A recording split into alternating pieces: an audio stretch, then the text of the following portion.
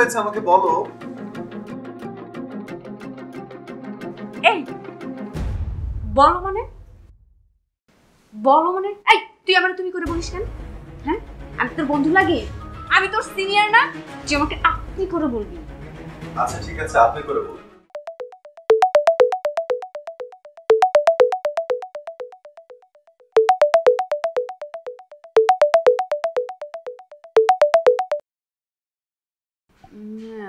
বলো। ও মা, আমার তো সব শেষ হয়ে গেল মা। আমি কি হয়েছে তোমার? তুমি কান্না করতেছো কেন? আমি তো আর বাঁচবো না মা, আমার করোনা ভাইরাসে ধরছে। আমার কিছুই ভালো লাগতেছে না মা, তুই তাড়াতাড়ি বাসায় আয়।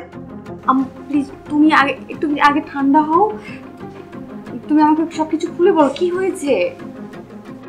গত কয়েকদিন ধরে আমার ঠান্ডা, কাশি, গলা ব্যথা, জ্বর সব ছিল। তো রোগীর খানারে নিয়ে গতকাল টেস্ট করে আসছি। আজকে সকালে হাসপাতাল থেকে লোক এসে আমাকে বলছে আমার নাকি করোনা ভাইরাস শনাক্ত হয়েছে। আল্লাহ, আমি কই যাব? তুই তাড়াতাড়ি বাসায় আয় মা। আমু শোনো, তুমি একদম চিন্তা করো না, তোমাকে ঠান্ডা করে বসো। আমি এখনই অ্যাম্বুলেন্স খবর দিচ্ছি, তোমাকে অ্যাম্বুলেন্সে হসপিটাল নিয়ে যাবো। তুমি একদম টেনশন করো না। ডাক্তার বলছে বাসায় চিকিৎসা করলে আমি ভালো হয়ে যাব। তোর চাইতে তো আমার কাছের বউ অনেক ভালো, সিঁড়িতে বইয়া কান্নাকাটি করতেছে আর আল্লাহর কাছে দোয়া দরুদ করতেছে। উফ আমু, তুমি একদম পাগলামো করো না তো। তোমাকে বাসায় কে দেখবে এখন? আমার আর কাউরে ডাকবো না, আমি এই করোনা ভাইরাসের সাথে যুদ্ধ করতে করতে মারা যাব। আমু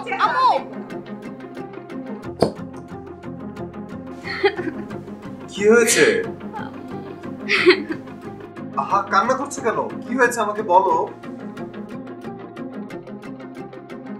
এই বলো মানে এই তুই আমার তুমি করে বলিস কেন? হ্যাঁ, আমি তোর বন্ধু লাগে? আমি তোর সিনিয়র না যে আমাকে আপনি করে বলবি? আচ্ছা ঠিক আছে, আপনি করে বলুন। এখন বলেন কি হয়েছে, প্লিজ বলেন। আমার আম্মু করোনা ভাইরাস ধরা পড়েছে। কি? করোনা হয়েছে? হ্যাঁ। আহা, তুমি কান্নাকাটি করো না, কিচ্ছু হবে না। আমার আম্মুকে দেখাশোনার কেউ নাই এখন। না না, দেখো দেখাশোনার কেউ নাই কে বলেছে? এই যে আমি আছি, আমি তাকে দেখবো, তুমি কোনো চিন্তা করো না প্লিজ। না তুমি যাবে না, তুমি গেলে তুমি আক্রান্ত হয়ে যাবে, তারপরে তোমার সাথে সাথে আমিও আক্রান্ত হয়ে যাবে। আমি বললাম তো কিচ্ছু হবে না, আমি ব্যাপারটা দেখছি। না তুমি যেও না প্লিজ। আমি দেখছি।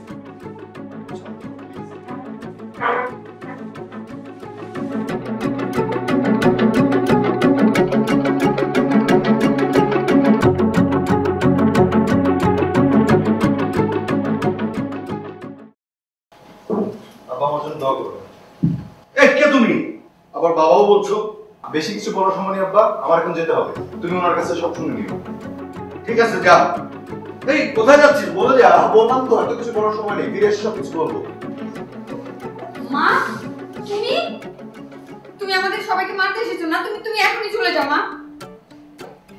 আমি এখানে কাউকে মারতে আসিনি মা, আমি এসেছি এখানে সংসার বাঁচাতে আর দুজনের ভালোবাসাকে বাঁচিয়ে রাখতে। তখন বাজে সকাল ৯টা, তোমরা তখন ঘুমাইছিলা। তখন আসলো আমার একমাত্র বেআইন সাহেব।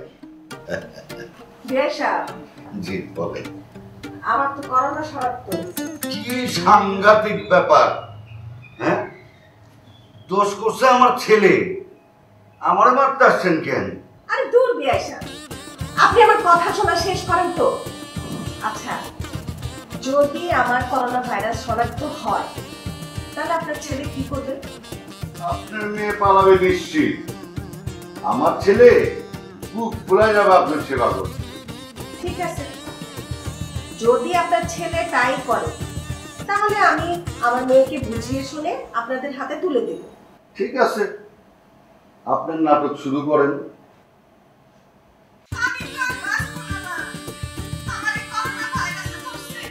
আমার কিছুই ভালো লাগতেছে না মা, তুই তাড়াতাড়ি বাসায় আয়। তুমি আগে ঠান্ডা হও, একটু তুমি আমাকে সবকিছু খুলে বলো, কি হয়েছে? গত কয়েকদিন ধরে আমার ঠান্ডা, কাশি, গলা ব্যথা, জ্বর সব ছিল। তো রোকেয়া খালারে নিয়ে গতকাল টেস্ট করে আসছি। আজকে সকালে হাসপাতাল থেকে লোক এসে আমাকে বলছে আমার নাকি করোনা ভাইরাস শনাক্ত হয়েছে।